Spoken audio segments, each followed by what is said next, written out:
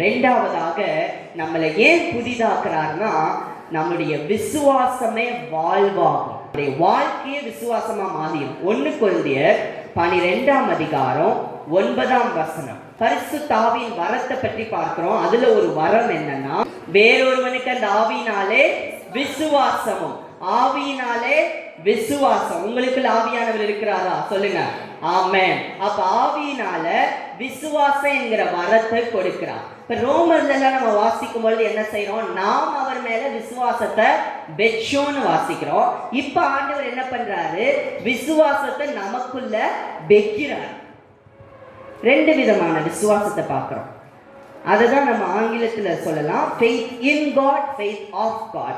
அவர் மேல் வைக்கிற விசுவாசம், அவருடைய விசுவாசத்தை நமக்குள் பெற்றுக்கொள்வது. இப்ப ஆண்டவர் பரிசுத்த ஆவியானவரை கொடுத்து உங்களை புதிதாக்குனதுனால உங்களுக்குள்ள என்ன கொடுத்துட்டாரு? அவருடைய விசுவாசத்தை கொடுத்துட்டார். 1 கொரிந்தியர் 12:9. தேவனுடைய விசுவாசம் எனக்குள் இருக்கிறது. தைரியமா சொல்லுங்க. அப்போ சில சமயம் உங்களுக்கு வாழ்க்கையில பயங்கரமான பிரச்சனை வரும்போது, ஐயோ விசுவாசம் கூட இல்லையே, நான் எப்படி ஜெபம் பண்ணுவேன் அப்படின்னு நீங்க யோசிக்கலாம். அந்த நேரத்துல அந்த சிந்தையை கொண்டு வர்றதே பிசாசு தான். ஏன்னா உங்களுக்குள்ள ஆண்டவர் தம்முடைய விசுவாசத்தை வச்சிருக்கிறார். நீங்க என்ன பண்ணணும்? உள்ள இருந்து வெளியே எடுக்கணும்.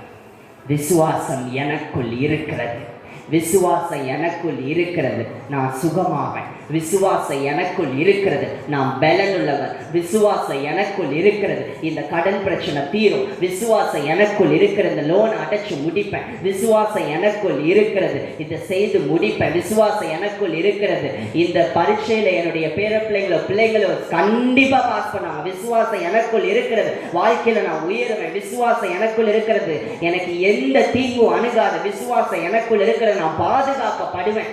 இதுதான் விசுவாசம்.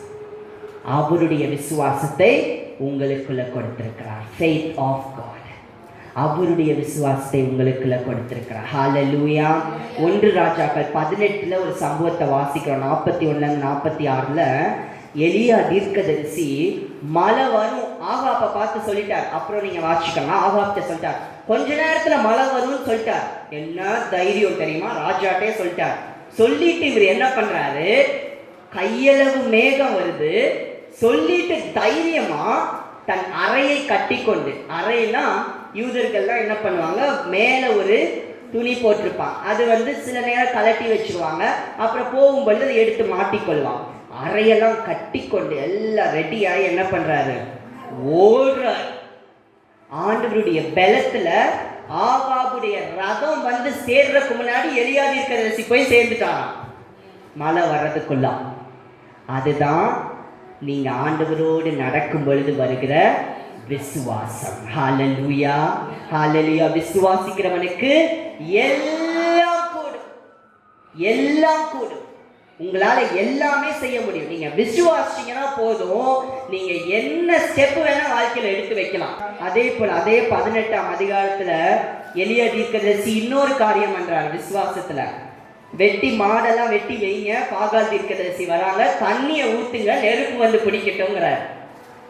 எலியா தீர்க்கதரிசி மாதிரி விசுவாசம் ஆகுவீங்களா? நெருப்பு பாகால் தீர்க்கதரிசி கூப்பிட்ட போது வரல. இவர் சொல்றாரு, என்ன பாகால் தூங்கிட்டு இருக்கா அப்படின்னு கேட்கிறார்.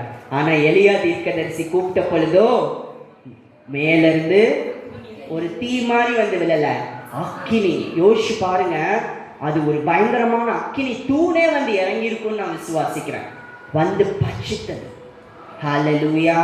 எல்லாம் உண்மை, எல்லாம் உண்மை, எல்லாம் சரித்திரத்தின்படி உண்மை. வேதமே ஒரு சரித்திர புஸ்தகம் தான். அக்கினி பட்சித்தது. அதுதான் விசுவாசம். விசுவாசத்தோடு இந்த மலையை பார்த்து பெயர்ந்து போன்னு சொன்னாலும் நடக்குங்கிறார் இயேசு சுவாமி. ஹalleluya. இனிமேல் உணர்வு பூர்வமாய் நான் நடக்க போறது இல்லை, விசுவாச பூர்வமாய் நடக்க போகிறேன். சொல்லுங்க, உணர்வு பூர்வமா நடக்க போறது இல்ல, விசுவாசத்தோடு நடக்க போகிறேன். Not by feeling but by belief.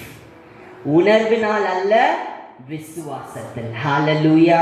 என்ன சொல்லுவாங்க? நீங்க யோசிக்கிற மாதிரி இருங்க, உங்களுக்கு எந்திரிக்க முடியலையா அப்படியே இருந்துக்காங்க, இது பண்ணுங்க அப்படிம்பாங்க. ஆனால் ஏசப்பா பிள்ளைங்க என்ன பண்ணணும்? விசுவாசத்துல எந்திரிக்கிறணும். ஹalleluya. விசுவாசத்துல எந்திரிக்கிறணும். ஹalleluya. ஹalleluya. சொல்லுங்க. கொல்லாத பிசாசே, இனிமேல் நான் உணர்வின்படி வாழ்பவன் அல்ல, விசுவாசத்தின்படி வாழ்பவன். ஹalleluya. Hallelujah. Not by feeling but belief.